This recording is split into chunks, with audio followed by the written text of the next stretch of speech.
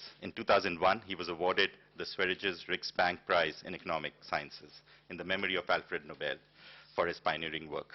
The core of Michael Spence's work revolves around the analysis of markets with asymmetric information, a concept that lies at the heart of economic theory. He developed the theory of signaling, a revolutionary idea that shed light on how individuals with superior knowledge in a market can effectively communicate their information with those with less insight. This innovative theory mitigates the challenges posed by adverse selection, a pervasive problem in various markets. Michael Spence's research has influenced diverse fields, as we all know, including education, financial markets, industrial organization, to name a few. His work has opened new avenues of inquiry and understanding of public policy, with its impact reverberating across sectors and industries. In addition to his academic work, he has also served as a consultant to government, international institutions, and businesses. He is an honorary fellow of Magdalen College, Oxford, where he studied as a Rhodes Scholar. He was the recipient of the John Bates Clark Medal from the American Economics Association in 1981. It's of course much longer, but I will stop here. Welcome, Professor Spence. Good to have you here.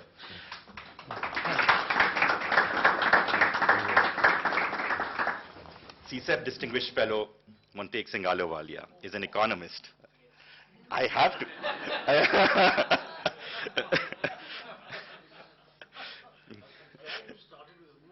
With the most important designation, yes.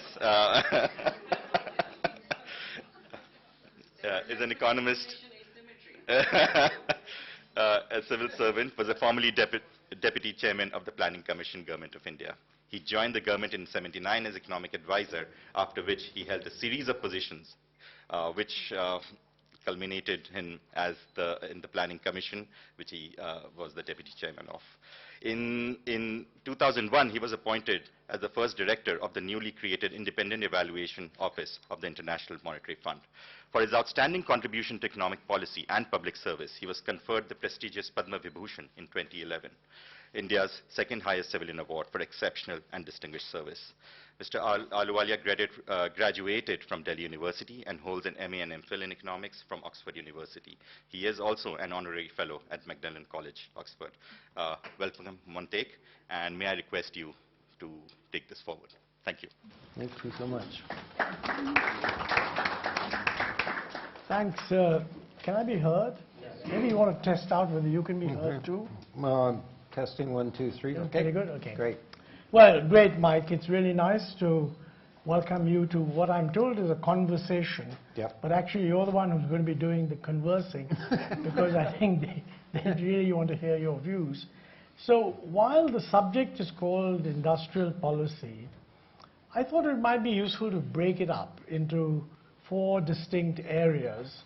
And I'll bounce each one of them at Mike, and then he will respond. And just for the audience to know the sequence, we're going to begin with the issue that the world has really gone through phenomenal changes. And what does that imply? That's one. Then we're going to turn to industrial policy, which kind of is a new kid on the block, although it's actually been lurking around the block a lot. Right. But it's now moved center stage, by which I mean the White House. Yep. And every other central part of government. We'll also link it up with trade policy, because clearly the industrial policy usually comes along with trade policy. Yep. So from the point of view of countries, we need to look at that. And the last bit is really technology, where tremendous changes are taking place, and each one of these obviously interacts with each other. So without further ado, let's kick off on the first point. Mike, I'm not going to try to summarize, I think what your book, Perma Crisis, parallels nicely Martin Wolf's phrase, polycrisis, Right. because everybody knows that there are zillions of crises all coexisting. By calling it perma, you are actually threatening that they're going to be around longer than we think, which is probably also true. Yep. So, the question that I'm sure everybody wants you to talk about is, given that state of the world, what is it that a country like India, or let's just say India, should do about thinking about its own development strategy? I'm requesting you to focus it on India, but of course, I mean, your view about what other countries would do is also important. So if you want to expand, by all means, make it a question about developing country. But the maximum interest here would be, what does it mean for India? And let's see what we come up with. So, over to you. Okay. Well, thank you so much. We met at Magdalen College, and every once in a while we run into each other there. But he was the head of the Oxford Union, which is this debating society, and I never had that level of skill. I don't know how to do this in general terms, so I think the best way to do it is to say, to take pieces of it. So we have, in the global economy and global supply networks, an enormously different situation. We went for most of the post-war period in a world that was constructed quite deliberately and beneficially to be driven by business and economic incentives. It was based on efficiency and comparative advantage situation. I mean, that's just clearly a bad description of what's going on now. There's a national security overlay to everything. There's a pattern of diversification in response to these shocks. I believe that is a major opportunity for people who had trouble, quote, competing with China, including India, if you decide to take advantage of it. I mean, you know more about what your intangible assets are and which things are easy to do than I ever will. The United States, in the last either month or quarter, I can't remember which, for the first time in living memory, imported more from Mexico than China. This is being driven by businesses responding to shocks from climate, war, pandemics, you name it, and backed up by policy, right, in pursuit of resilience or security in many dimensions. It's really powerful. I mean, you can't now, if you just interview anybody who's on a board of a company that operates kind of globally, even if they just have supply chains all over the place, they're just moving them around. I mean, it's clear. It's also expensive, right? So from a kind of macroeconomic point of view, we are making global supply chains more expensive and less elastic at the same time. Then, in my view, that's part of the reason why, for the first time in 4 decades, at least in the West, we have inflationary pressures. The supply side just can't keep up. Now, I know the central banks thought that that was all transitory pandemic-related problems, but those have all dissipated. There's no more semiconductor shortages. There's no more shipping. Well, I was going to say there's no more shipping costs at, you know, six times the normal rate, but actually the Red Sea situation is driving them up again. So we may see another round of this, etc. You know, you can see this once you start looking for it everywhere. I mean, we have labor shortages in all the major employment sectors in the United States economy, adding up to well over half the total employment in the economy, like government, construction, healthcare, hospitality, traditional retail. It goes on and on and on. And those gaps aren't closing. The older generation that didn't retire after the great financial crisis because they couldn't afford to, hung around and built their balance sheets back up so that they could retire. Now they're retiring in droves. You just go look at the data. I mean, there's an upward trend, but it's just spiked recently. That's not going to do wonders for a lot of things in many places, like fiscal pressure, dependency ratios, labor supply. You know, China's labor force is declining. This is one of the major sources of supply of goods in the global economy. So that's the general picture. Now, maybe we should switch to industrial policy, so I'll make a couple of comments. But I wonder, before you do that, okay, go ahead. What I thought we might look at is that, you know, some of this could presumably be an opportunity for overcoming these constraints by removing restrictions on trade. I mean, that's not a bad idea if you have a supply constraint in the West. They're high enough income anyway. Their income growth rate might slow down. But the logical thing for them to do, if they want to contain inflation, is to be much more open on trade. But in fact, they're doing exactly the opposite. That's true. That is true. So this is very, I mean, this is a hard question to get a precise fix on. First of all, what you just said is ought to happen has a supply side and a demand side component. The demand side, we're not going to do that, right? Because that basically means, you know, relaxing our concern with national security, taking off the restrictions on China, eliminating the semiconductor, you know, restrictions, backing off on the friend-shoring policy so we're not dependent, you know, not getting TSMC to build a plant in Arizona that'll make a 5-nanometer chip at least 50% higher cost than in Taiwan, according to Morris Chang. I mean, there's a lot of things we could do that would take away some of the upward pressure and the inelasticities on the supply side. From the point of view, restrictions are being imposed by places like the United States, but prominently in the United States. But we're not going to do it. I think just a realistic assessment is it ain't going to happen. On the supply side, there's only two things. Let me be slightly more precise. I have described in the book, in at least one article, the past 30 years as a period of an enormously powerful deflationary pressure coming from the growth of the emerging economies. Essentially, we just introduced unbelievably large amounts of previously unused productive capacity into the global economy. That force hasn't gone away, but it's fading. There isn't another China unless India decides to do it.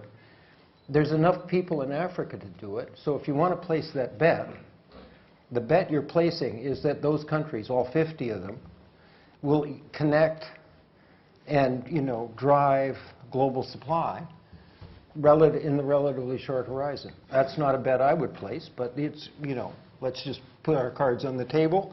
That's a possibility. That's the labor supply version. And the only other lever is productivity.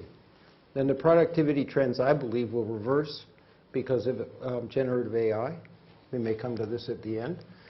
But it ain't going to happen tomorrow, and it's not going to happen next year, because it never does. May happen a little faster than normal. But right now, the productivity trends are negative. This is part of the supply-constrained operation. And they're catastrophically low, at least in the ones I've looked at in America and Europe in the last decade. The post-GFC sovereign debt crisis, from the point of view of productivity growth, is just catastrophic. I mean, and we're talking about a broad-based drop. Okay, so if you go through an economy the way I have done with some co-authors, just studying structure at the micro level, sector by sector, you have high and low productivity sectors, absolute levels. In that decade I just referenced, all of them dropped. That is, the high productivity ones dropped and the low productivity ones dropped to practically negligible.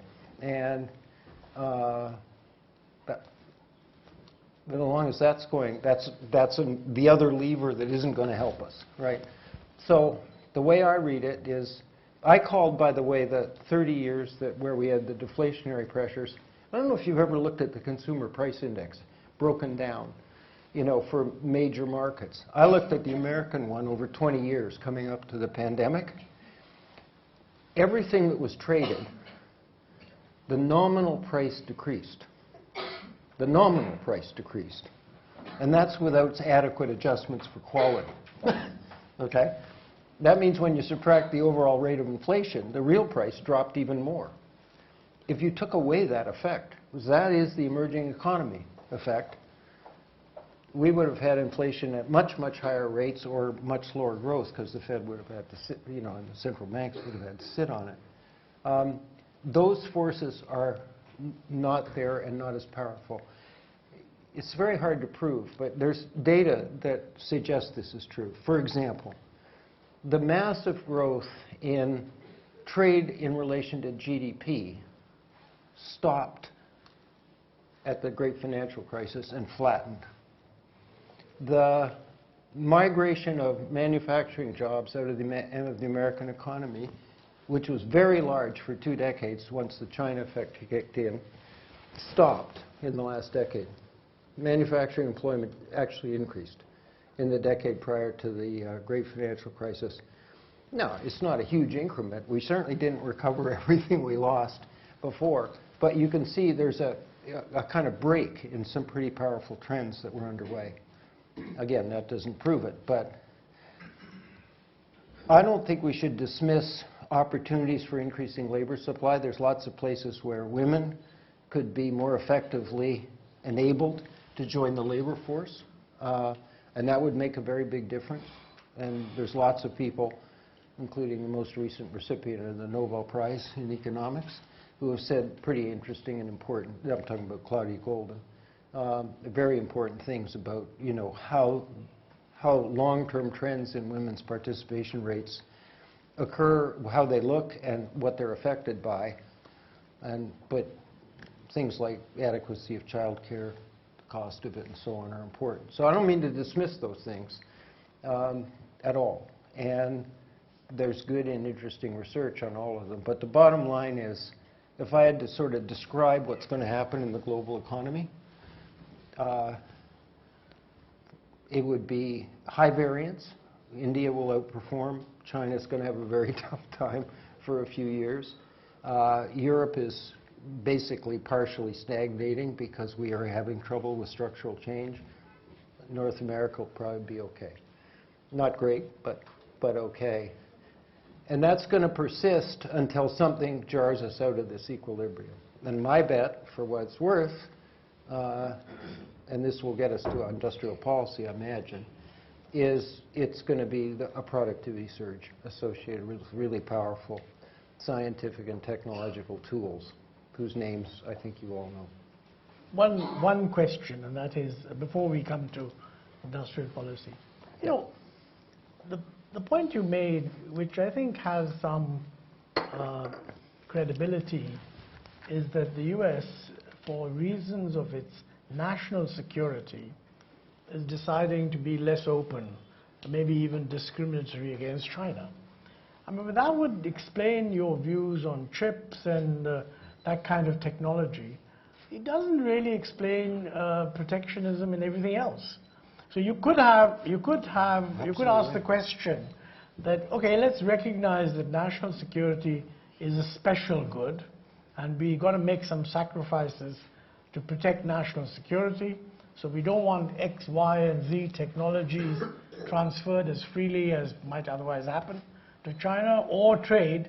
But on everything else, we're not actually going to close up. You mentioned India. Now, obviously, we hope that India will respond to whatever trade possibilities open up.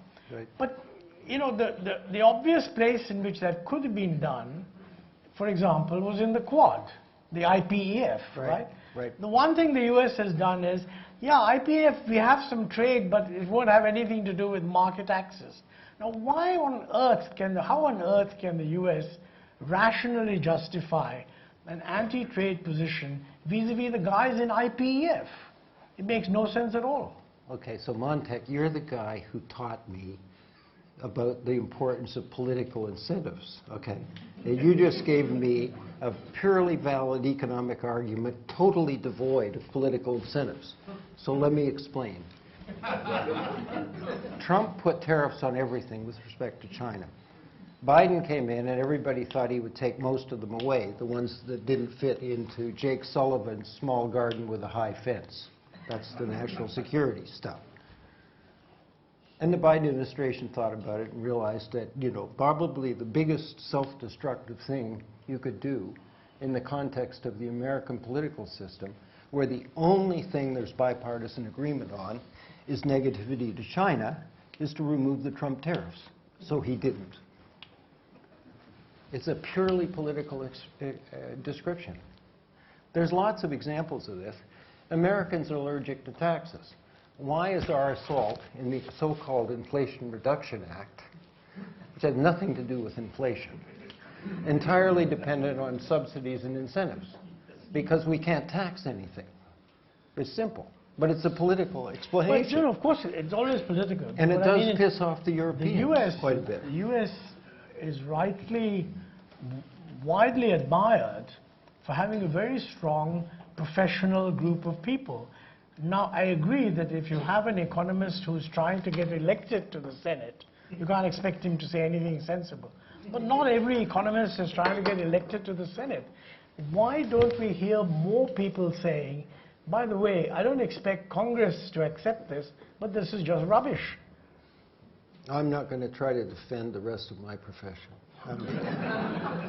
I don't know. I mean, but I will defend. I think the guy who has made the most sense over a long period of time, in a kind of pragmatic way, about what the merits and defects in our trade policy and industrial policy is Danny Roderick, and I think he continues to do that.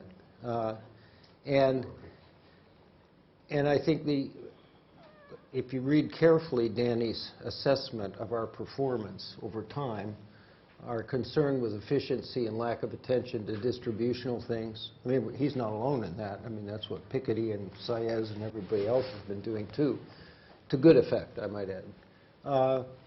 Danny would say, we're a little embarrassed. Well, but Piketty's main critique is that the so-called financialization of the U.S. has been responsible for this. I don't see anyone reacting against financialization. I think what's happening is there's a whole series of things that have made things go wrong, but the system has decided to bash up open trade. Just the wrong thing in my view. But That's it's surprising that this is, I mean, a lot of Piketty's stuff has to do with the role of the financial sector, the signals it sends right up your area, asymmetric information, this, that, and the other. I don't see any structural change in that dimension whatsoever. Talk about unemployment. I mean, until very recently. I'm going to rename my thesis this, that, and the other. What? Carry on. I'm sorry. No, until very recently, the perception in many parts of, if you like, the profession, was that a lot of what's happening on unemployment is because of the inexorable effect of changes in technology. And it was wrong to blame trade policy for it, right? And that there were other things you had to do to adjust. I don't see anything done there. All that's happened is batten down on trade. No, I mean, look, there's a whole bunch of subtle strands in what you're saying. The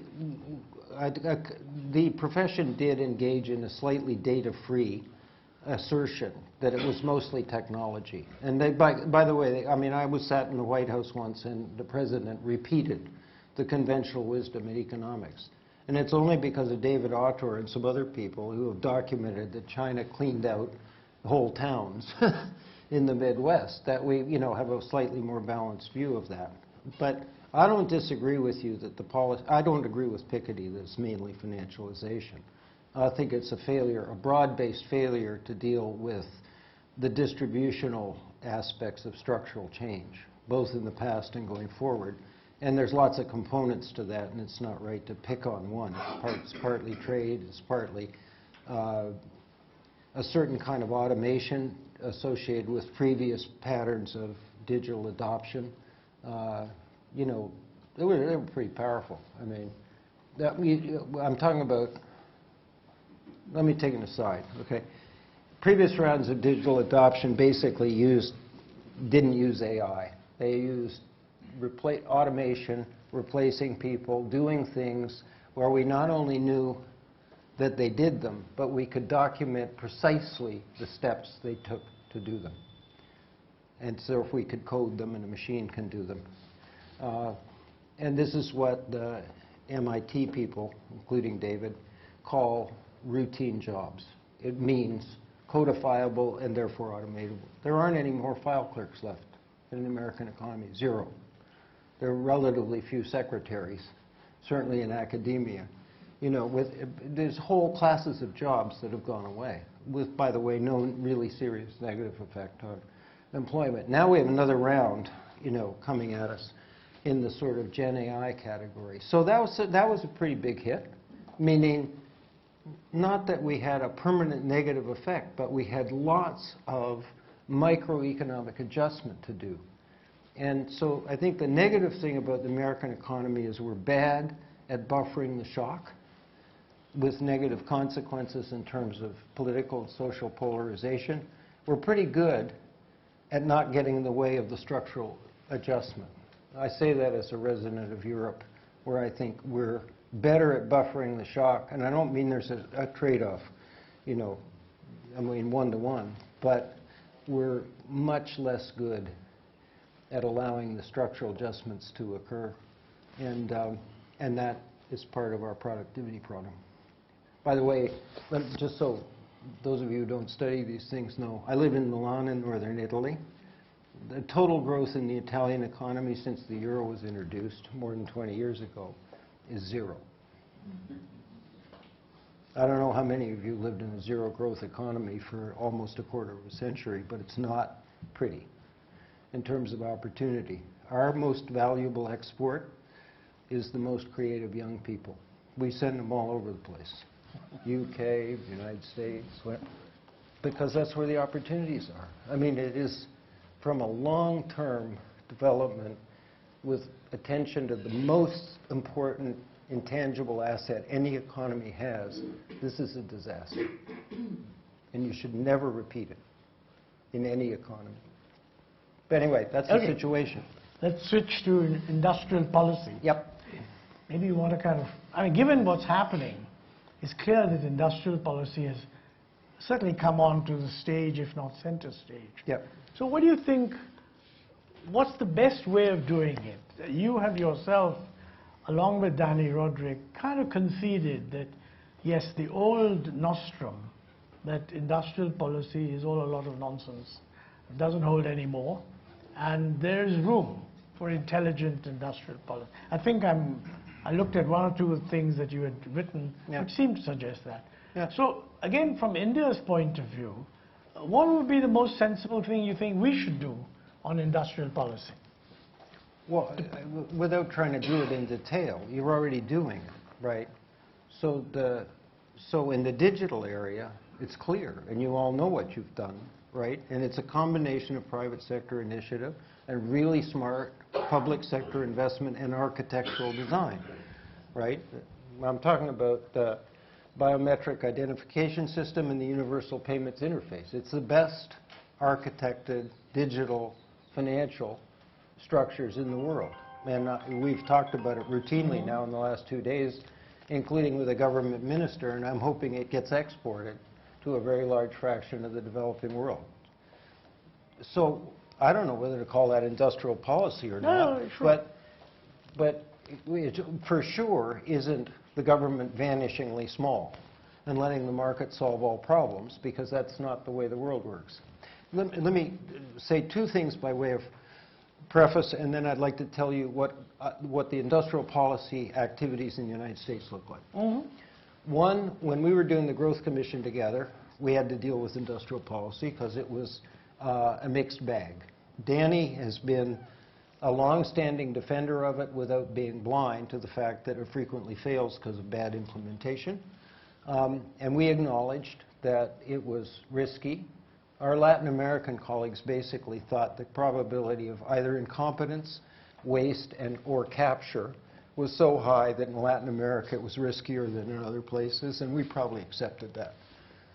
On the other hand, there's examples where it makes a pretty big difference. When you're an early-stage developing country and you want to open up and use the global economy to drive change, you can't build all the infrastructure you need across the economy. You probably can't afford to lift all the tariffs, so you create a special export zone, lift the tariffs for the intermediate products on the way in, and then ship them out in a kind of contained system. This is pretty standard practice.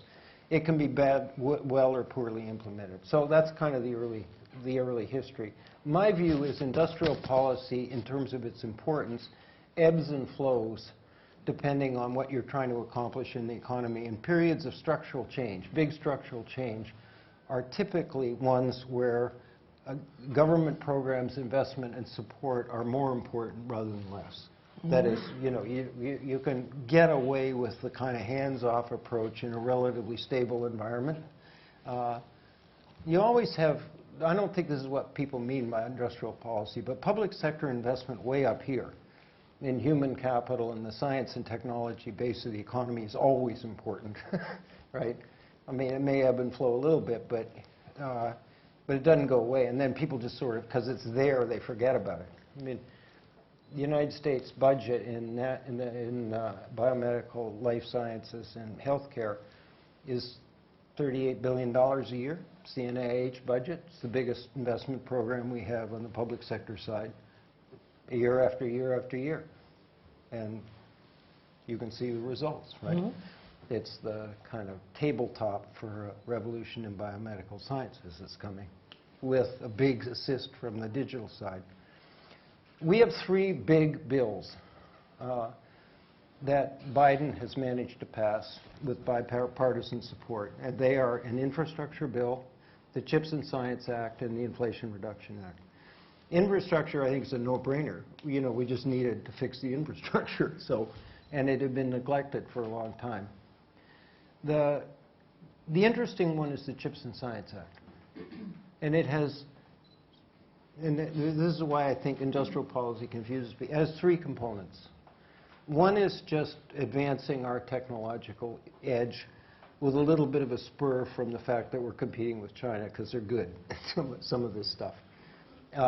So that's step 1. Step 2 is more problematic. It's bringing enough capacity, both in the design and production area, back to the United States so we know how to do it. Okay? We do not want to make all of the semiconductors on American soil, but we don't want to not know how to build a 3-nanometer chip, because we've never done it before. And that's why TSMC has been twisted into showing up in Arizona. That's an expensive proposition, but it is resilience in the national security, or some version of the security agenda, kind of overriding straight economics. The third one is flat out a set of restrictions on sending stuff to China, right? And it's just all there, right? And, you know, I don't know what to say about it. People think, anyway, it's going to happen, right? We're going to try to keep them from getting NVIDIA chips, probably unsuccessfully, so they have trouble training the largest Gen AI models. I'm sure you know this, but to train these models, you need the world's biggest and most powerful cloud computing systems. They're essentially all in China and the United States right now.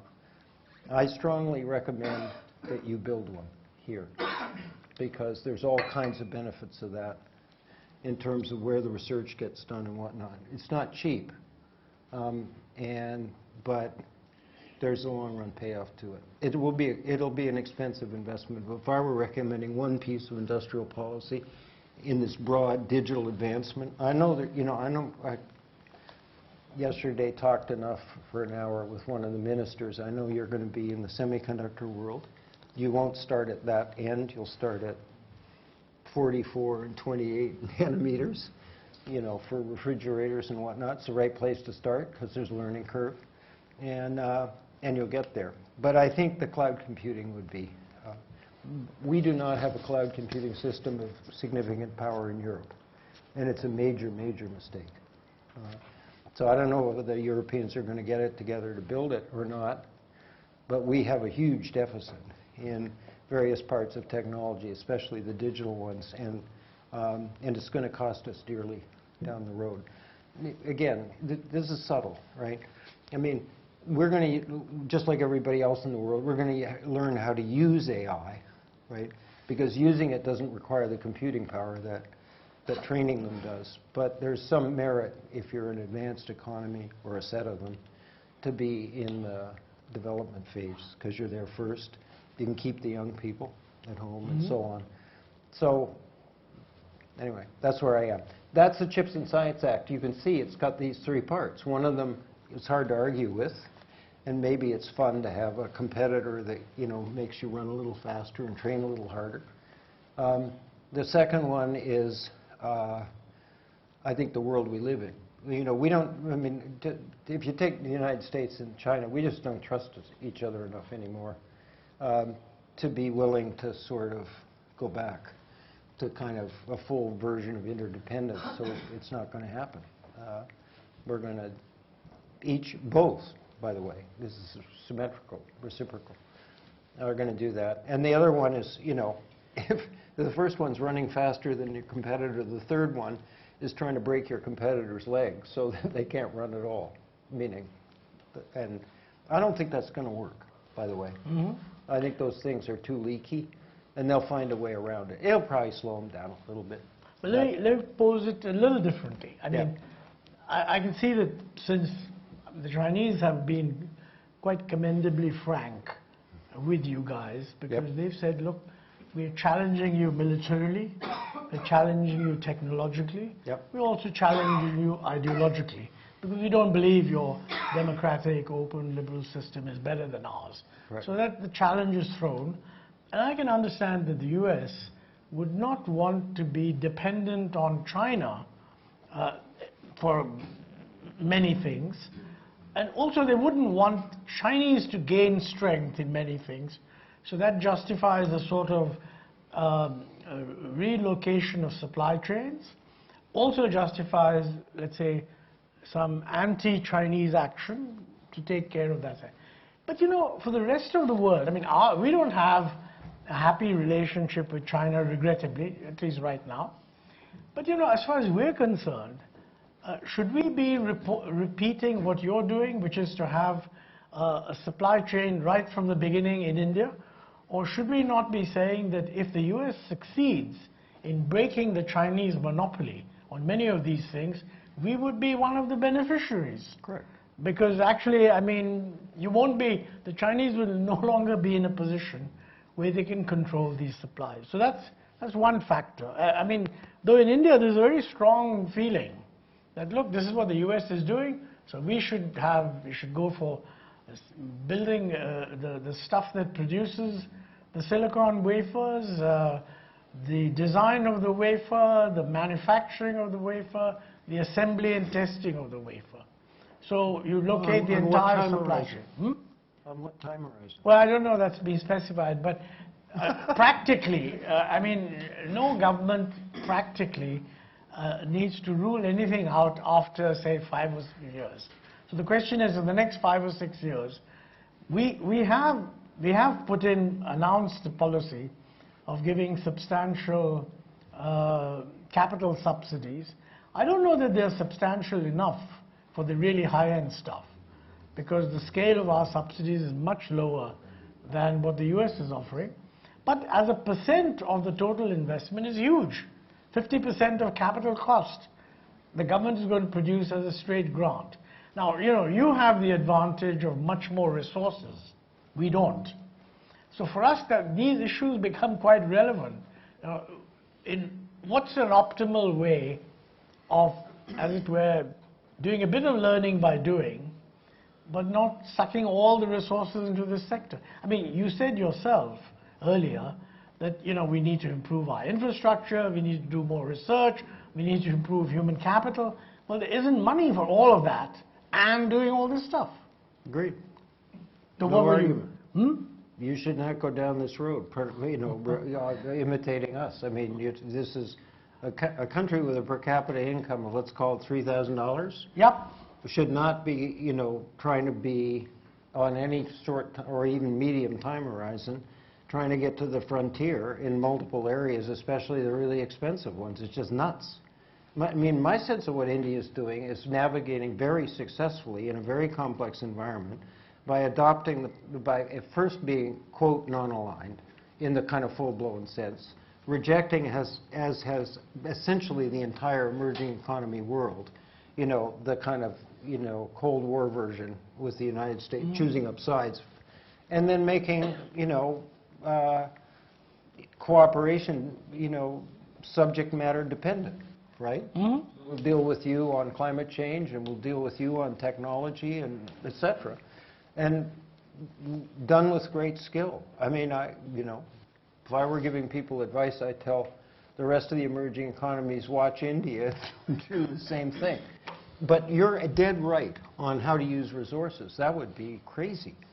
You know, you've got, I mean, think about it. ARM is the principal designer of the chips that go into cell phones because they're highly specialized. NVIDIA is the one that, you know, designs the chips that go into the kind of AI training algorithms. The ASML is the Dutch firm that produces the ultra-high lithography that you need to produce these very, very dense chips. Can I take it aside? This is a quiz. In a 3-nanometer chip, how many transistors are there on that chip per square millimeter? Anybody? 2 billion? Huh? 2 billion? 2 billion? No, that's a little high. You're thinking of the whole chip, right? But I said per square millimeter. It's a good guess. It's 271 million. Think about it. Switches per square millimeter. It's unbelievable. Anyway, it's pretty fancy technology, and a lot of it turns out the hard thing to do, and this is why I think your learning curve is correct, is the hard thing to do is not try to make one of those things, it's to get the failure rate down, okay? So you don't get defective chips too much, and that's what the Taiwanese are so good at. And it's more art than science, to be honest with you, because I don't think Morris Chang and his colleagues can write down exactly how you do that, but they do. Well, given that you clearly think that, you know, there's some role, and I think most people would agree with that, there's some role for an active industrial policy, at least in terms of support. I mean, certainly building infrastructure, getting logistics right, getting education, R&D, everybody agrees with that. That's not even called industrial policy. But industrial policy, as people understand, is identify a particular producer and decide to give them subsidies. Or sector. Or sector. But let me give you an example. I'm not saying you should do Well, this. when you say a sector, you may say this sector, but you end up saying, well, we're going to invite applications. And in many of these cases, you're not going to get too many applications. No, that's fair. But in the end, That's you're fair. choosing two companies. And, you know, there are invariably problems on how you made the choice, terms, et cetera, et cetera. But That's not quite right. Okay. But If you set up a set of incentives, you know, you can say, you know, I'll take as many as if you want to participate in this incentive scheme. Don't go overboard. Industrial policy is criticized by government picking winners and losers, and there are other ways to do that that significantly affect who participates in the economy on what basis, with what subsidies, where you don't pick winners and losers. I mean, there's an open invitation. yeah, Whoever exactly. It's an comes open in invitation. some way. Here's our Okay, infrastructure. Here's our trading environment. That's one can Here's the imagine. approvals you have to go through, etc. Yep. Take a look. But a related question, what's an optimal trade policy in such an environment? I mean, you pick some people, you give them a subsidy, but you also use trade restrictions to give them protection. I wouldn't. I mean, at least I can't think of a good argument for that, or that it's been used. I think in the U.S. you do that. Well, I know, but we're doing it for a different reason. Oh. We don't have an import substitution policy, but we've got a policy of making sure we have a domestic version of the. We're significantly modifying the market-driven division of labor internationally on purpose, but it's not has nothing to do with economics. And it doesn't have anything to do with special interests, except maybe the military-industrial complex. It's got to do with what they view as... Let me be clear. Just the national security override on international economic policy is very powerful and nearly complete, in my judgment, and I think Rob and Rohinton probably think similarly, or we might put it slightly differently. It's just a different world. I mean, we did have international policy. Danny Roderick would say it was driven by the interests of corporations, and we didn't pay enough attention to labor. I think that's fair. Now it's not driven by the interests of corporations at all, or the financial sector. It's driven by the people in Washington who've got the attention of people, and what they are building on, there's a kind of cynical version of this, they're building on the fact that there's a bipartisan agreement that China is a threat.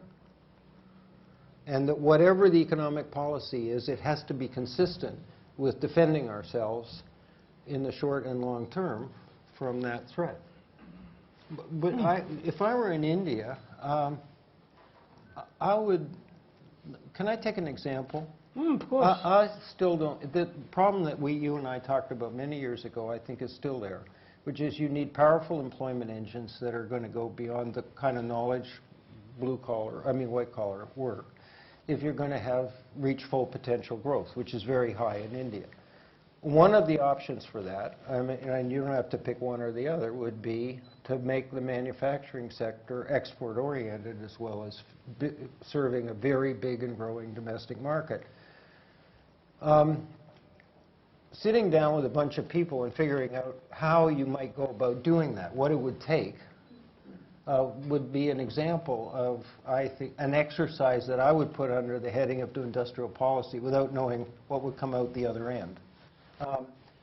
And one of the things that private equity people have learned when they come, and venture capital people when they come to India and other places, is that you don't take solutions or apps or something like that that have worked somewhere in general and then just bring them here. Instead, you come find the young entrepreneurs who know what the particular problems and choke points are, and then tell them, we're going to back you if you solve those problems, right? So my view, I tell that story because I think it's right, and it's the way investors behave, and I think it's the way the government should behave. That is, opportunities are context-specific. And so I picked the one I cited because I think there's some potential in it, but after careful study, thoughtful, smart Indians in academia and policy-making positions might decide that's not the best option going forward. I still think the employment engine is an important challenge for the Indian economy. But okay, well, we've dealt with industrial policy, we've dealt with trade. What about technology policy? Doesn't that raise a lot of issues, given what's happening? What do you see as the problems there? Where could India possibly get things more right than it's doing, and possibly just get them wrong? Well, we don't have to repeat ourselves. You got an awful lot of stuff right. At least in digital deployment. The technologies have an enormously powerful role to play in inclusive growth patterns. Whether or not they generate a lot of growth is an open question. Yeah, but you can, with the digital technologies and various AI and things like that, you can reach populations that are hard to serve. And in a developed country, those populations are relatively small, and in a developing country, they're pretty large. Let me give you an example. With image recognition, object recognition, which was an enormous breakthrough in AI that preceded the Gen AI stuff and occurred about 2016. That's the point when the AIs passed the average human in recognizing images. Well, this is being now used everywhere. It's in autonomous vehicles. They can now see, more or less. There's a very subtle and difficult version of that relates to robotics in an unstructured environment. But I'll skip over that for the moment. Okay, so you can do it in radiology, and a couple of kids at Stanford said maybe we can do it and detect skin cancer. So they worked really hard and assembled 120,000 images to train the AI, and they did it, and did it in collaboration with dermatologists, top people at Stanford, and they succeeded. These are prediction machines. They're fallible. They make probabilistic predictions. They're not always right. There's type 1 and type 2 errors, and when you get deep into the weeds, you start paying attention to that. But on balance, it was pretty good. So now I'm in class, and I tell students, this is an example. It's not superhuman AI. It didn't pass the humans in this particular application, but it's not that bad relative to dermatologists. What do you think of this? And they say, I'm going to the dermatologist. And I say, well, you're absolutely right to do that.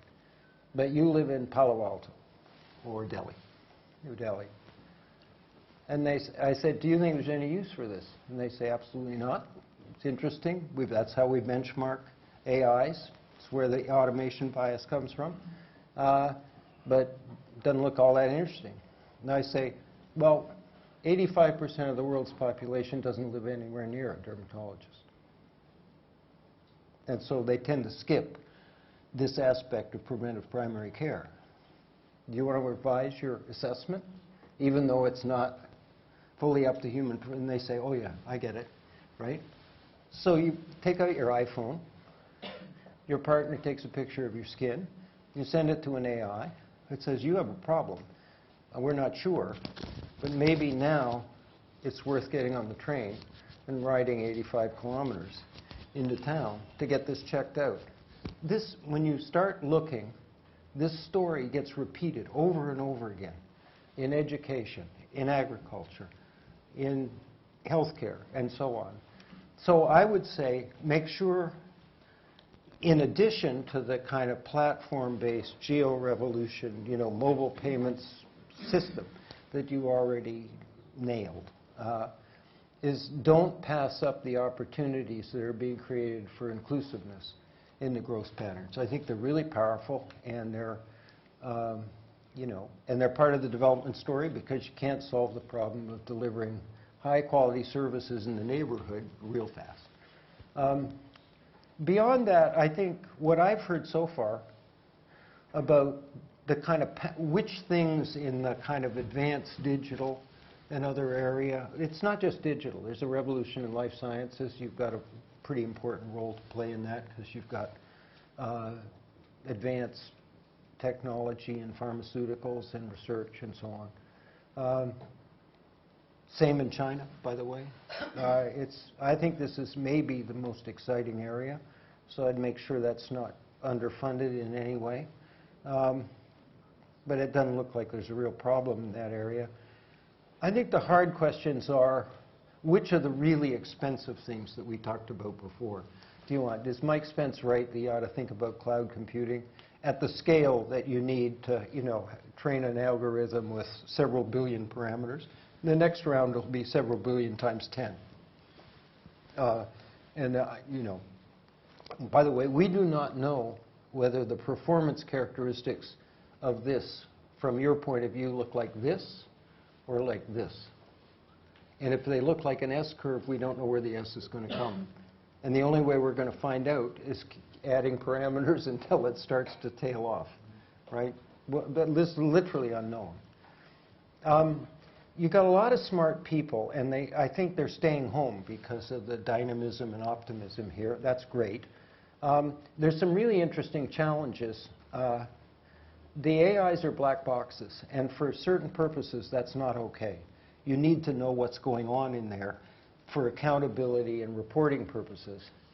And so reverse engineering the AI, once it's discovered, they're pattern recognition machines, reverse engineering it so that you can, tell how did it get from A to B, is a pretty interesting set of challenges. Takes you back for our purposes as economists in the direction of sort of trying to guess what model it discovered in there, right? I bet it's not quite the right way to describe it, but it's pretty interesting. I can tell you, if I was starting my career over again, I'd do economics and AI, for sure. I just think the opportunity set's so great. But I don't, we worked on this together, and, assessing growth patterns and things that we're missing, and things that ought to happen. And it looks pretty promising to me here. Well, I think there are lots of people I know who want to ask you questions. So shall I kind of throw you into the den? Yes. I mean, and have them... I'll lie down and people can stamp on me. Okay. The floor is open. Nainan? Thank you, Montek. You want to stand up, you'll be more clearly visible. Nice to know where a voice is coming from. He's pretty big anyway. I'm in class. Good to see you. Yeah. Dr. Spence, I want to raise the subject of inequality, Yep. which is the big elephant in the room, actually. And to ask everything that you said about all the policies that are now in focus, many of them actually are not going to help on the equality issue, whether it's tariffs or strategic policy decisions. Some of them will raise, you said productivity is going to drop, inflation is going to climb, and AI may actually take away jobs more than create new ones. So where does this equality debate go? So, you're absolutely right. I mean, as a starting point, you know, Rob does this better than I do. We've just done, at least in America, a terrible job of dealing with rising inequality. And let me agree with you. You and I could have a fine-tuned discussion of which things are threats and which things are probably neutral, and which things might even help. But the bottom line is, there doesn't look like a really powerful set of trends that are going to reverse this without some pretty aggressive intervention. We do have a bit of a reversal in labor incomes in the middle range, right? Because of these labor shortages, labor power has increased. You know, unions for the first time are striking bargains and actually winning. In the auto industry, for example, they've got a pretty dynamic, entrepreneurial head of the United Auto Workers Union. And I think those are good things, but they're taking little chips out of a mammoth piece of stone that we built over decades, at least 3 or 4 decades. So I think we are basically at the point where we can either accept that the society is falling apart, driven in part by, not entirely, but in part by inequality. I was puzzled. I'm going to take a complete aside. I was puzzled about why Trump's dedicated base, which will support him no matter what, was willing to go along with destroying basically constitutionally based institutions. And then it hit me. I had an illumination, which is, in the way they see the world, this highly unequal world you're describing, those institutions are precisely part of the rigged system that gave rise to their relative underperformance and the rise of the wealth and power of the coastal elites. So when Trump and/or anybody else says we're going to tear down some of those institutions, that doesn't look like a threat. It looks like part of the solution to the problem. And I had never realized that before. I mean, we just took it for granted that everybody agreed that we needed these structures, you know, even if we have to modify them. The only other comment I would make is, and I said I don't want to be too long-winded, and I don't think any of the things I'm saying solves any major aspect of the problem, is that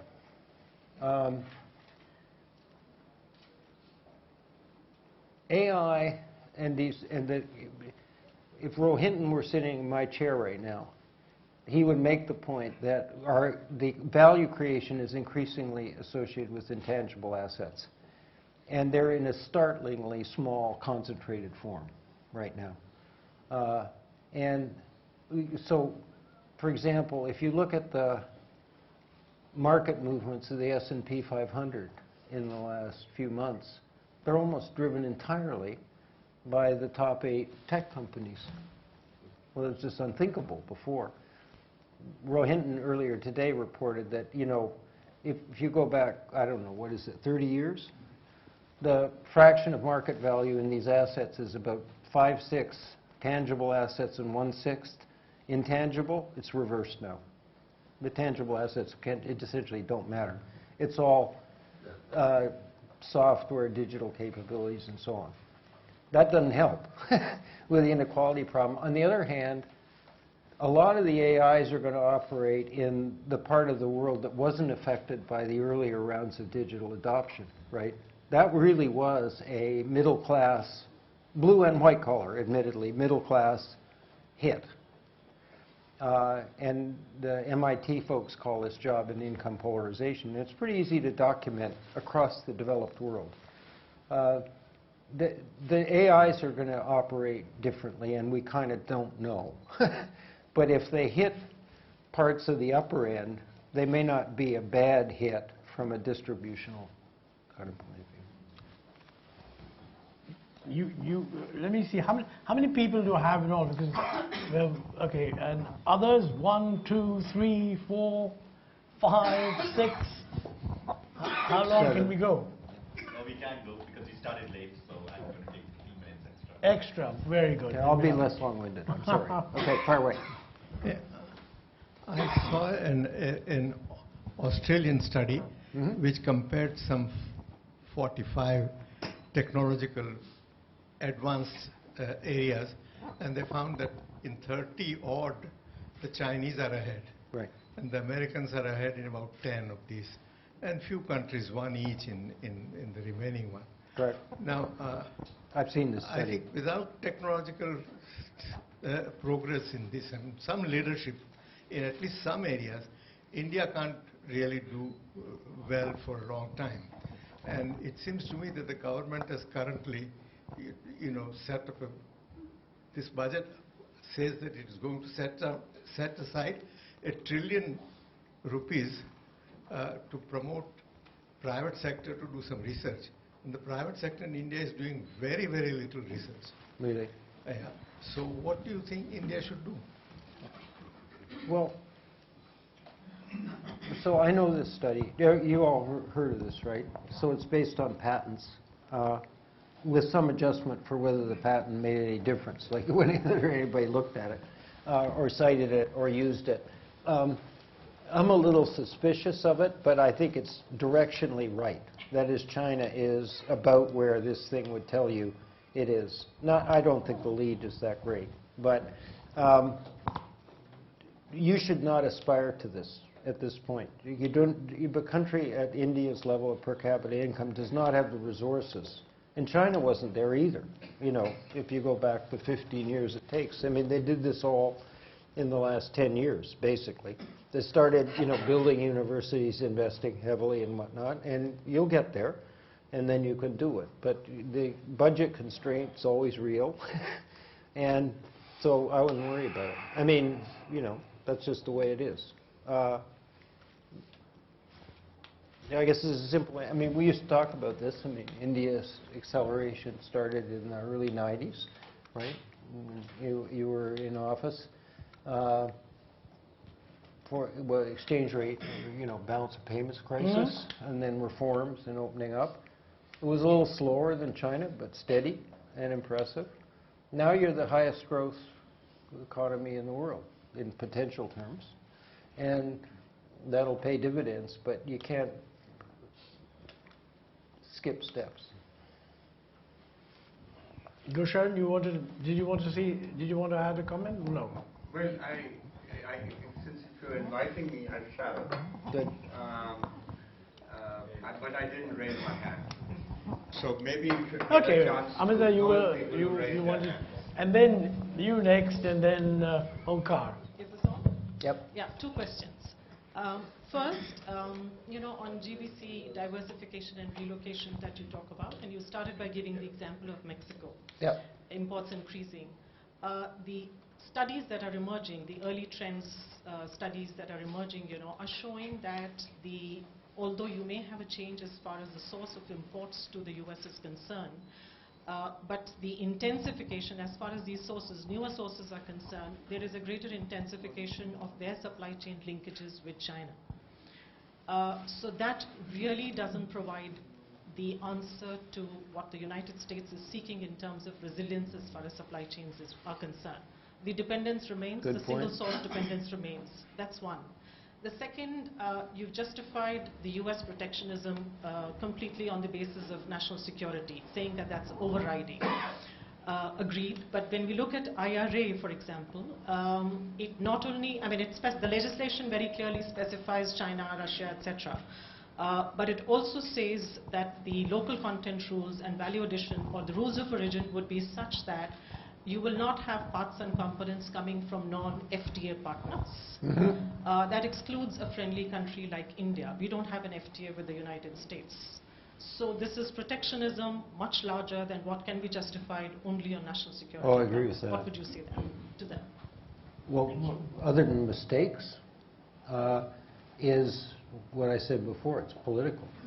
Except for, I don't think anybody wants to penalize India particularly, even though we may have occasional frictions, so it's inadvertent. But with respect to China, failing to remove tariffs on toys is purely political.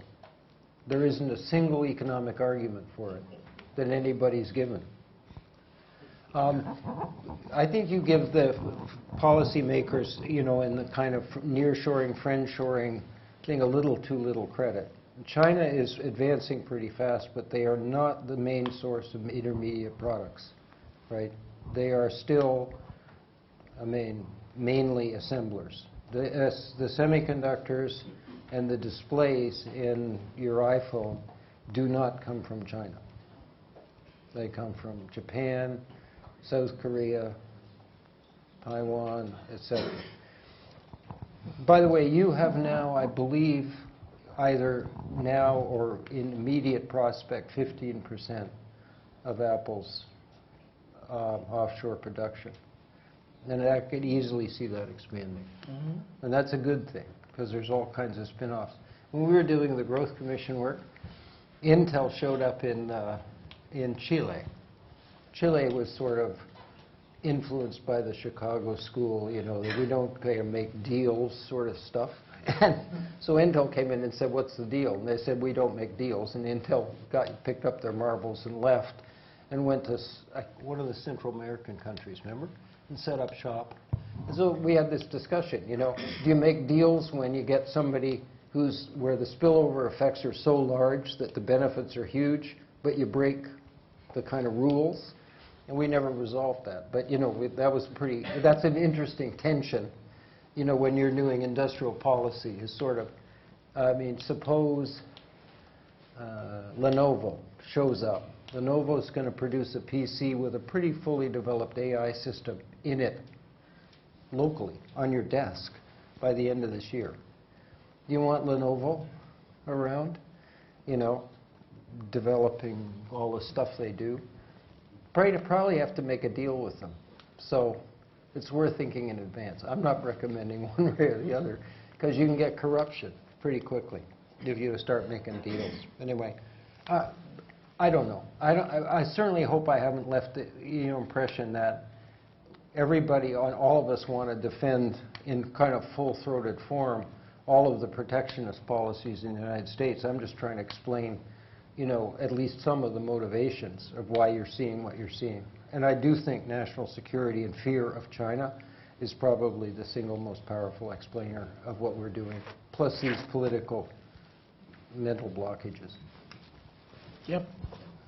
So you did mention AI quite often in your intervention. And in 2016, there was a report called One Internet, where you had served as a member of the Global Commission on Internet Governance. Yep. But that report does not use the word AI at all. No. Nowhere. No. And I just want to ask you, is it the right time to have a similar type of Global Commission on Gen AI? So digital is going to be part of the work of this commission, and I'll probably have a role in that, along with James Manika at Google and a number of our colleagues. The breakthroughs in AI, from the kind of machine learning, neural network point of view, are about 15 years old. They started in the early to mid-2000s with language recognition and speech recognition. Elements of it have been there all along. They're in the search engines, they're in Siri, they're in, you know, stuff like that. Then you got, but people weren't really paying much attention because they're narrow. And you don't really have to understand them because, you know, it's just in the machine. Then we got the image recognition. That was a huge breakthrough. And that started to get people's attention because autonomous vehicles and robots have a little bit of trouble navigating if they don't know what they're looking at. So this was kind of a big deal. Certainly didn't solve the whole problem, as you well know. I mean, Cruise is Amazon's automated vehicle thing. They just got their license pulled. I'm sorry, it's GM. Cruise is GM's thing. Yeah, good point. They just got their license to operate on the streets of San Francisco pulled. So they got a fairly long way to go. And that's a pretty structured environment because they have a detailed map of the city that makes Google Maps look like a crayon drawing in order to navigate in that environment. Because, okay, I'm going to take an aside because I find this really interesting. Human beings at the age of 5 have the ability to process an incredibly complex visual environment that's moving and evolving with no latency, which means no delay. And the reason we have that is so we know that a bear is running at us, and it doesn't take 5 seconds to figure that out, because then we'd be dead. This is just straight evolution. AIs and robots have nowhere near this capability, and we don't even know how close we are to this, which means that in unstructured environments, which we have no trouble with at all, and it's not because, we don't know how to hold things or we trip. It's because we know how to process. They can't. So robots right now are effective in structured environments.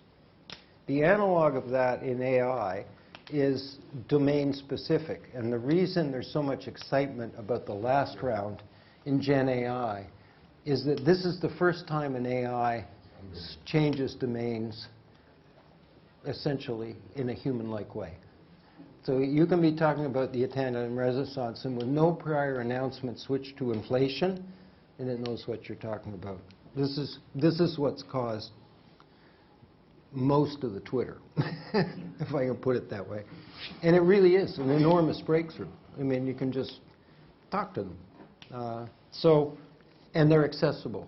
To use all previous versions of AI, you needed some kind of technical background. I said this earlier, so I apologize for repeating myself, but ChatGPT had 100 million users in 2 months. This has never happened before. So anyway, it's powerful. So what looks like the AI revolution is really the Gen AI revolution, and the other parts were coming along, but we weren't paying attention. Yeah, gender rotation. And then Gender rotation, yeah. Hi. I want to ask a question to do with labor and employment policy. Yeah. In what way should labor and employment policy evolve in order to unlock the productivity gains that you're talking about with Gen AI, so that you will see the kind of adoption curve outside sort of shadow use? Okay. What should labor laws and employment laws look like to make that happen? So I think it's more than labor laws, but it's a really great question. So the most important thing I can say about this is a lot of us think this is an important subject of conversation, and we're not sure where we're going to end up at the end of it, but it's really important. So item one is we got to get rid of the automation bias. We know where it comes from, right? The Turing trap that Eric Brynjolfsson described is Alan Turing's test of progress in AI, right? Can we produce a machine that when a human speaks to it, interacts with it, that the human thinks they're interacting with another human? Fine. Second, how do we benchmark AIs? Answer, against humans. That's okay, right? I mean, you've got to benchmark it against something. Step 3. Well, once the AI passes the human, why don't we get rid of the human? That's the dangerous step. But it's built into people's mindset. You can see it when there's a terror, when somebody starts talking about this. And it may be a bias in the way management approaches using it. So we got to get rid of it, because it's not the natural use of these things. The natural use is as a powerful digital collaborator or assistant. I mean, I'm sure of this, right? It'll write the first draft of code. Would any good software engineer hand that in without, checking it, adding to it, doing the hard part? No. A lawyer wrote a brief for the court using ChatGPT and handed it in. All the legal precedents in that brief were made up. These are called hallucinations. They're well known, and they do it all the time. Bard, now Gemini, at Google, they asked it, to write an essay on inflation. So it wrote 3 pages. And at the end of it, because it's sort of a technical subject, they were pretty good. It said, for those of you who are really interested, you might want to read the following 5 papers or books. And then there was, things with titles and whatnot, and references. None of them existed at all. So that's step 1. Step 2 that I'm worried about, and James and others are worried about, and should be worried about, is there's no guarantee that we won't see a repeat of previous rounds of digital adoption where tech and finance are up here and the healthcare sector and government are down here, sort of not paying attention or just floundering around.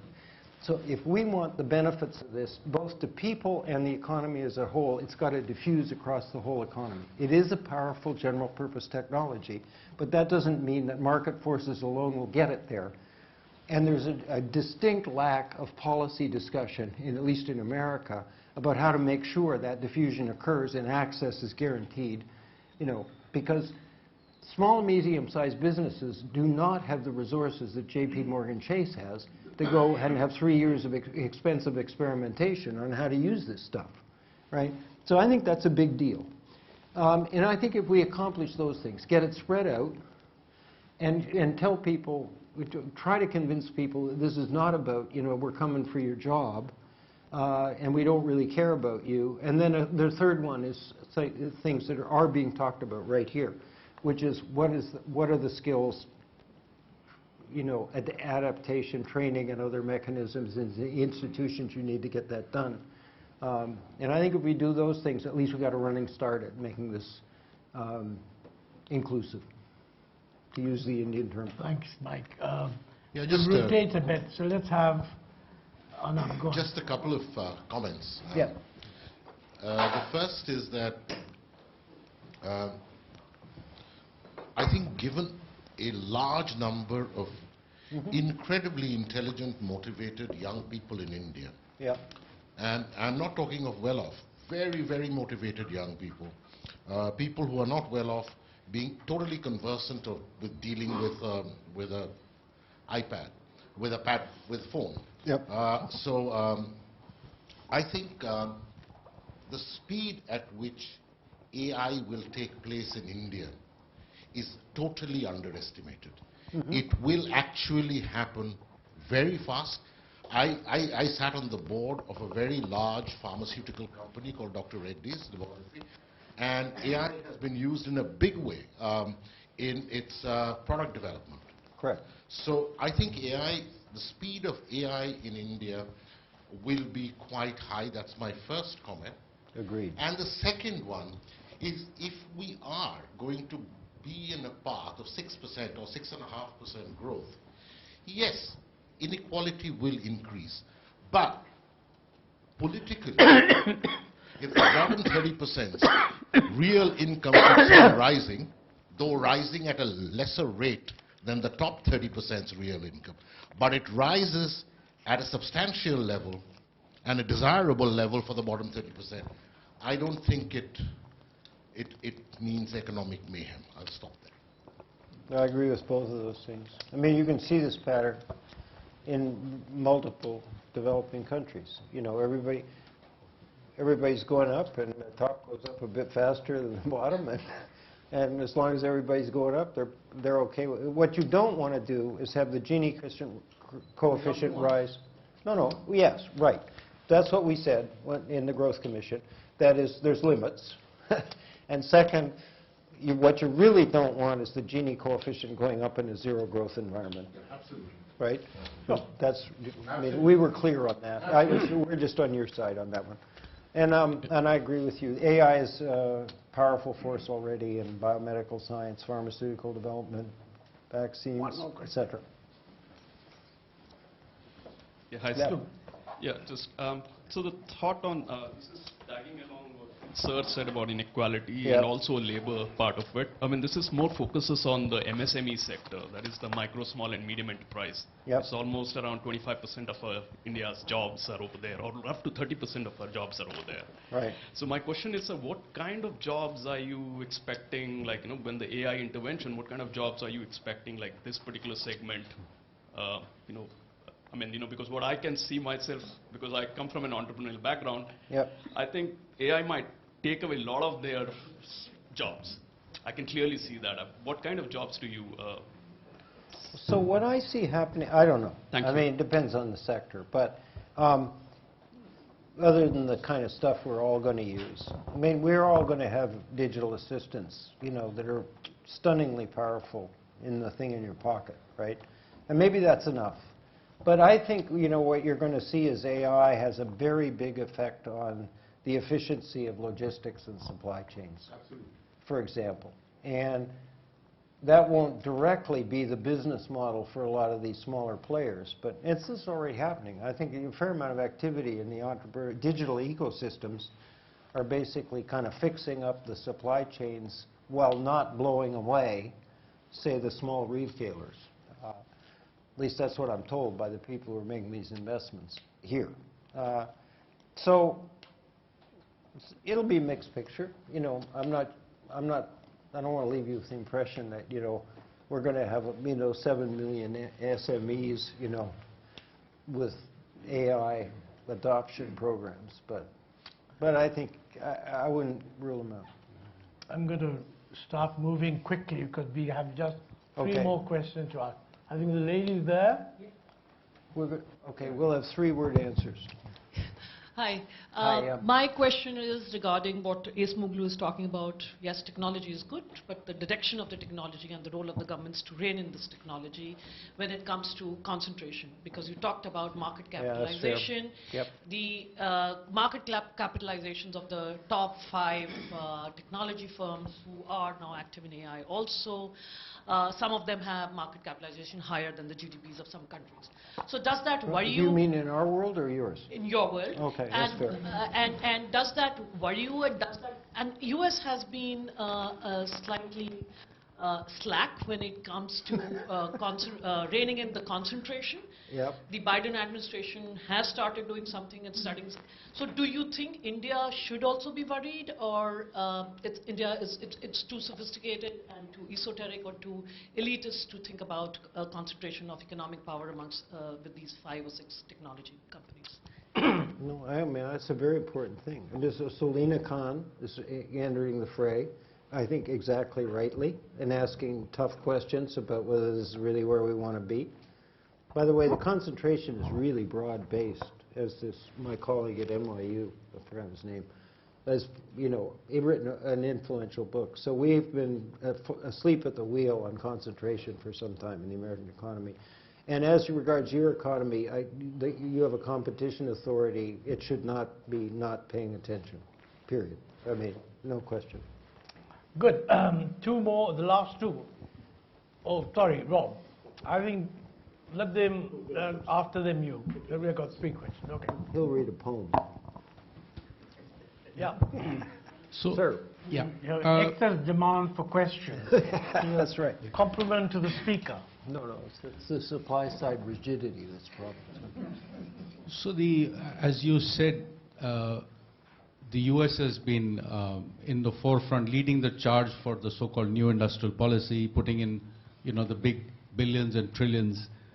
Does that, I mean, and we at the same time we know there is a logic to overall global economic output shifting towards Asia, the so-called the Asian century, and so.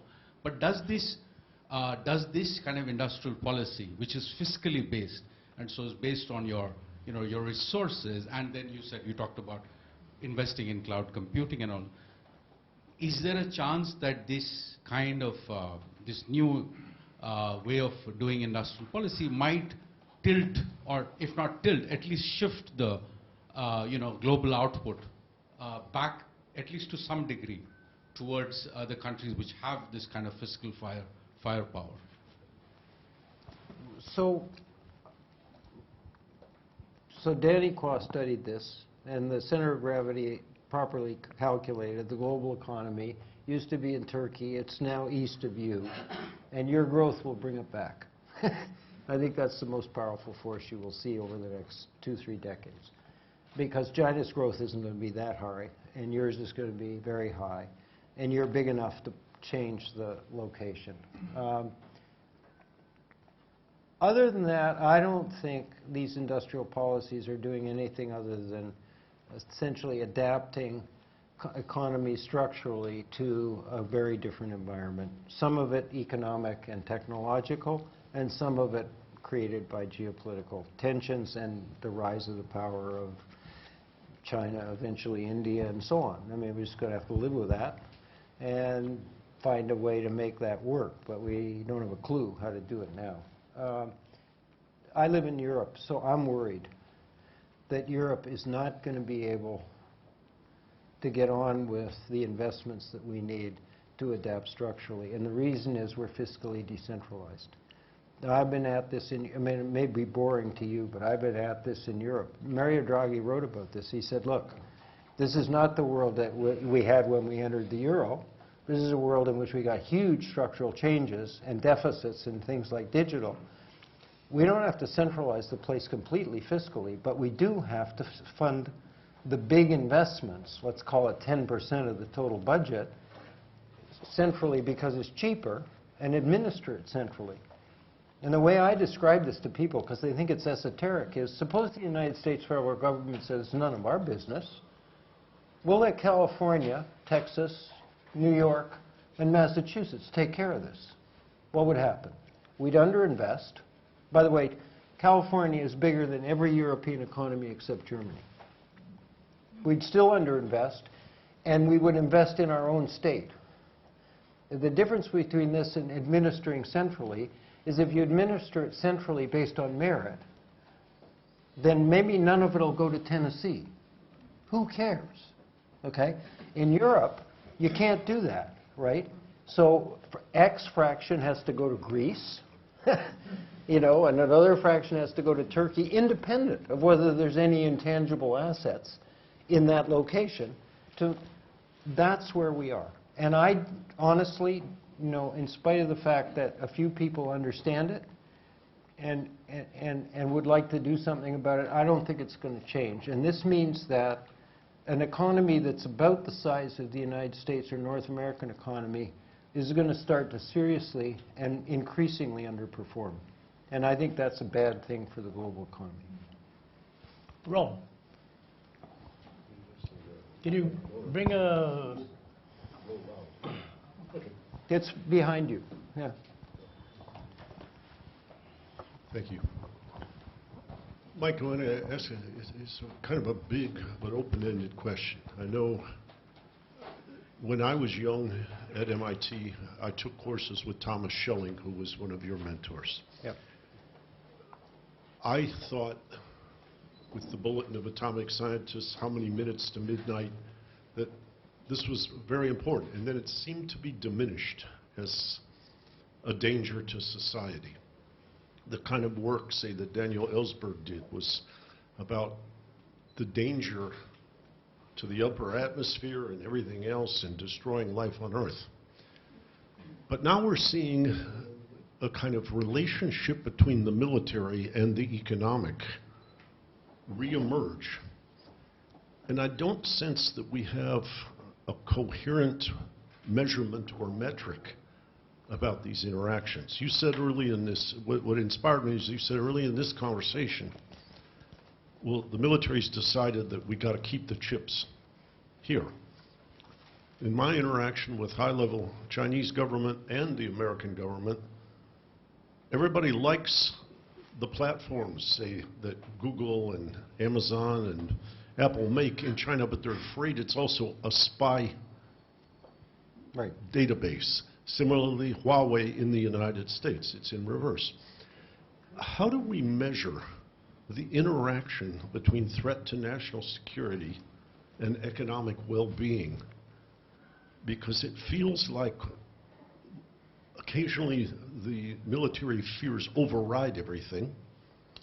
Then people sometimes accuse the military-industrial complex of conjuring fear so they can sell more weapons. Yeah. And then we have all the kind of economic costs of this anxiety.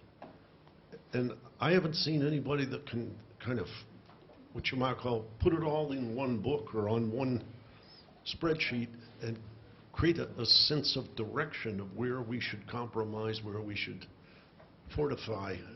And it just seems like it's a bunch of people in their little pocket using game theory and mathematics and so forth, but when you integrate it, it just becomes confusing.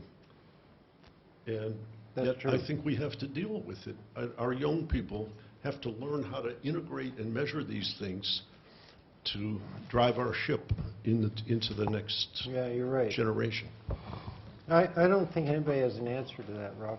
I mean, or put it differently, we're on a journey. Like, we don't really know what the dangers are in data. You know, we know they're there, kind of.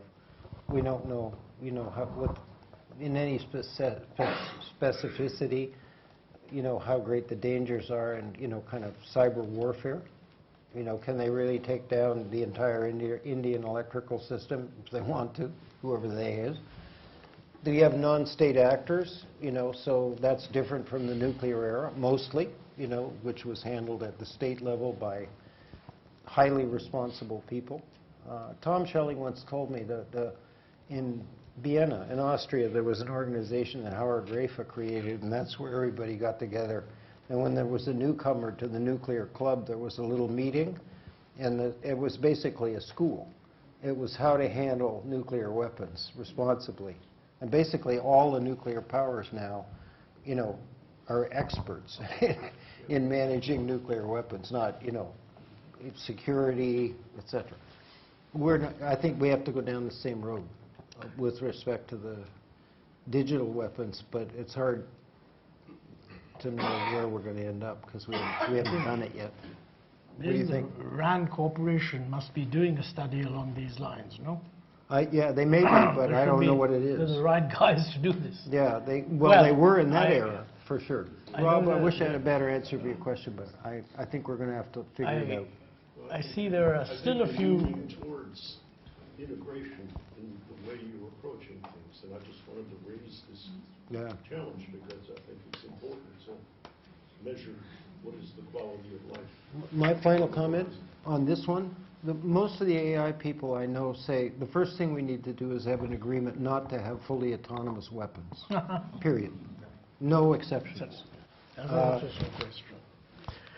Be a step in the right direction. Okay, you know, my masters over there say that we've run out of time.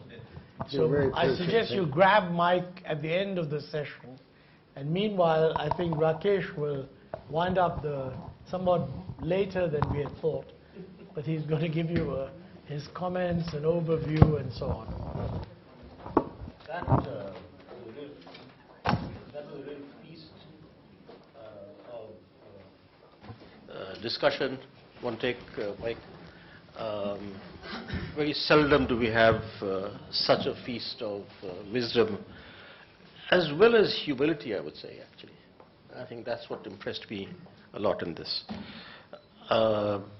Just as Laveesh said in the beginning that you don't need any introduction, but he will introduce you. So I'm going to say that this doesn't need a closing, but I will give closing remarks. So, I've actually, the latter part of the discussion was really mostly to do with AI. Yep. So I'll have nothing to say on that. I see. Okay. Because I neither have much intelligence, nor do I think I'm artificial. So I'll go back to some of the, in some sense, great, I would say, broader issues that you all started with. One issue which came up to me when I was teaching for almost 7 years, a course in Yale on strategies for economic development. And one of the issues that foxed me and continues to fox me is that one could characterize what generally accepted strategies were in the 50s, 60s, maybe possibly into the 70s, mostly to do with planning, import substitution, etc., which we all know about. Yep. Then one could characterize overall development strategies to open all that up, be more market-oriented, be more export-oriented, etc. Yep. In terms of closing the course, I'd say the last 1 or 2 sessions, I couldn't figure out what to say, what is the development strategy now that is generally kind of accepted. So that's the key comment I want to make, that from the time that both of you on the Growth Commission, that I think is worth thinking about, that if there was another Growth Commission today, and I'm obviously not going to ask you to answer it now because the session has ended, Yep. but we can maybe talk about it over dinner. Yeah. That if there was a growth commission today, Yeah. what would we say now on what are the sort of broad directions of development strategy that we should follow? Or is it that there's a greater variety of developing countries, emerging markets, etc., so you can't do the same kind of overall view? But nonetheless, I think that this is a very interesting issue. I have suggested to people in Washington I met a couple of weeks ago that, look, it's probably worth putting together another group, perhaps not in the same way, maybe more discussion even than putting up a report of the kind that you did. So I think that's how do we think about what to do next? And especially, just having glanced at your book this afternoon, that especially with the Burma crisis, so to speak, how do we, in emerging markets, say economy is less than what, $2,000, $4,000 or something like that, how do we think of the future so that we keep growing? One thing that I was struck by in your book as well as discussion today, we've always, for a long, long time, talking about the importance of trade and exports for development. Yeah. That discussion has really come down, except for my colleague Amita Batra, who's sitting right there. Right. That's why we've imported her from Nehru University. So I think that's really very, very interesting. Here we also have a former Deputy Director General of WTO. Yep. He left at about the right time before the WTO started sinking. I don't know if there was a correlation between his leaving and Harshvardhan Singh, between his leaving and the WTO sinking. But really, I think this is issue that certainly bothers me. We can understand, of course, that you don't expect the kind of overall trade growth that we've seen in the last 30, 40 years in terms of increasing share of, as a proportion of global GDP. But nonetheless, I'm a little bothered, actually. Services are growing like a weed, even though we measure them so badly. Yeah. No, services, of course, are growing. That's quite correct. Good point. The second thing I wanted to say is to do with both maybe supply constraints as well as overall demand constraints. Right. And that is really to do with Asia, which Sanjay Couturier right here mentioned just now. That we have, say, about 4 billion people in China, plus India, plus ASEAN, plus the rest of South Asia, maybe a little more. Okay. So if it is the case that our average income, even though the income varies from, say, around 2,000 or something, to 12,000 in China. See if the average, I don't know what the average is, but I think it's something around 4,000, 4,500 or something. That if 4 billion people, assuming that population growth rates are going to be relatively low now, if 4 billion people do have GDP growth or GDP per capita growth of something like 4%, which I think is still reasonable to think about in this whole 4 billion people region, there is certainly not going to be any shortage of demand for anything, whether it's services, whether it's consumer goods, whether it's capital goods, whether it's infrastructure, intermediate goods, or whatever. So there's no shortage of demand. Second, what you were also referring to was that with the entry of China in the early 2000s till recently, there was this huge supply surge that took place, which brought prices down, etc. You did mention, of course, if we go into action, the same thing could happen. But I think that it's larger than us, in the sense this area minus China. If we really go into action, that's 2.5 billion people. If we go into action, there should be no shortage of supply either, both in terms of actual numbers of amount of labor, even more so skilled labor, actually. The kind of expansion that has taken place in India of the number of people graduating with BAs in the last 20 years is phenomenal, actually. Now, there is an issue of quality, no doubt about that. But you first have quality, then first you have quantity, then hopefully quality. So there's something, when Larry Summers talked about secular stagnation, I went to Harvard, chatted with him, and I said, look, what do you mean stagnation? Talking about your side of the world. And if you also took take the next 20 years, if the numbers suggested actually are correct, then the magnitude of demand growth will be higher than the magnitude of demand growth that took place from US and Europe, which propelled Chinese exports, because they were only growing at 2.5%, 3% or whatever the number it was. And they already was relatively saturated with consumer goods. Whereas here, you're starting on that process. Now, what this will do to the environment, I don't know. Okay, and whether the environment or the climate change will make this feasible or not. So I think this is, to my mind, a very, very interesting thing that the world is getting into with this change in the way the center of gravity is of the global economy. Great. I have been saying it, that it's moving from the mid-Atlantic to the Indian Ocean. But it's perhaps somewhere in between. But I think this is really something that most people haven't grappled with. We and CSEP have. So we now have an annual conference, obviously only the second one in a couple of weeks from now, on Asia, actually. Yes. We've excluded all economists from west of India. And from the west of India, only people from the east of India.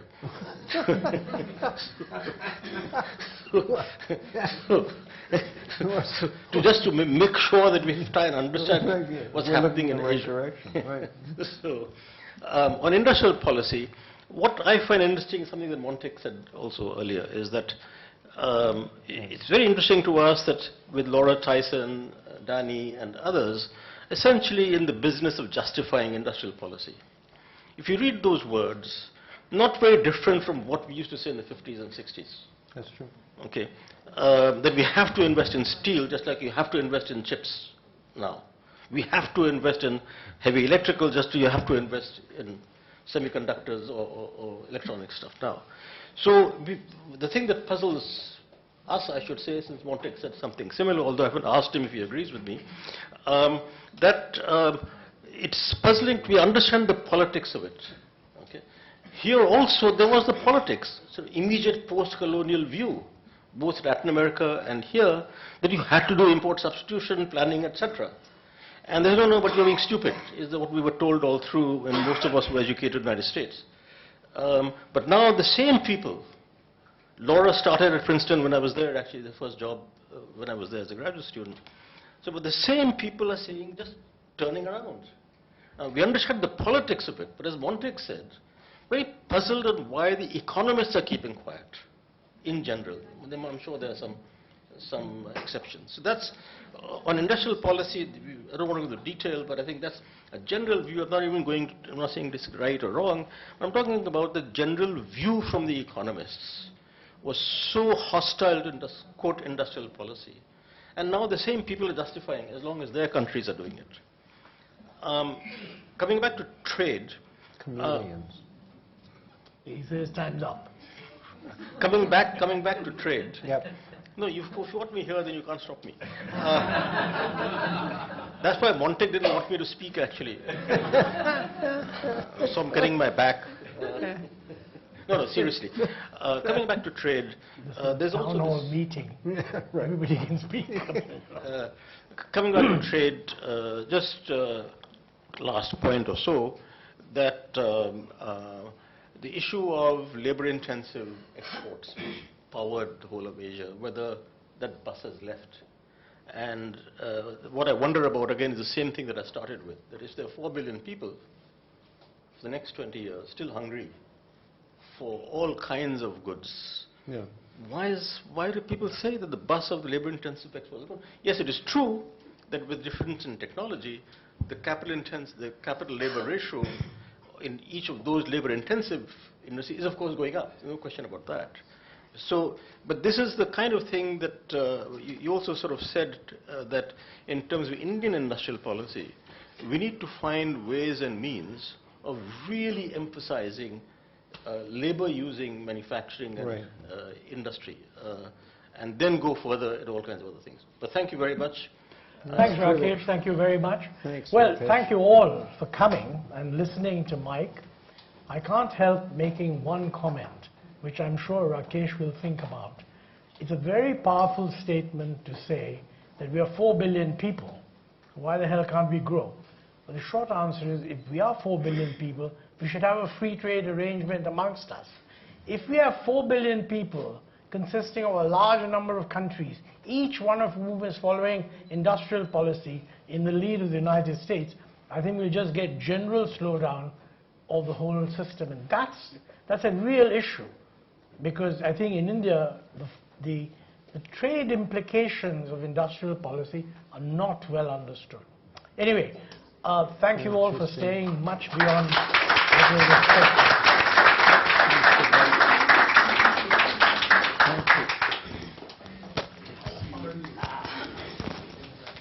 Close. A picture. Yeah, let's do it. Oh, picture. Regulation picture. What? Regulation picture.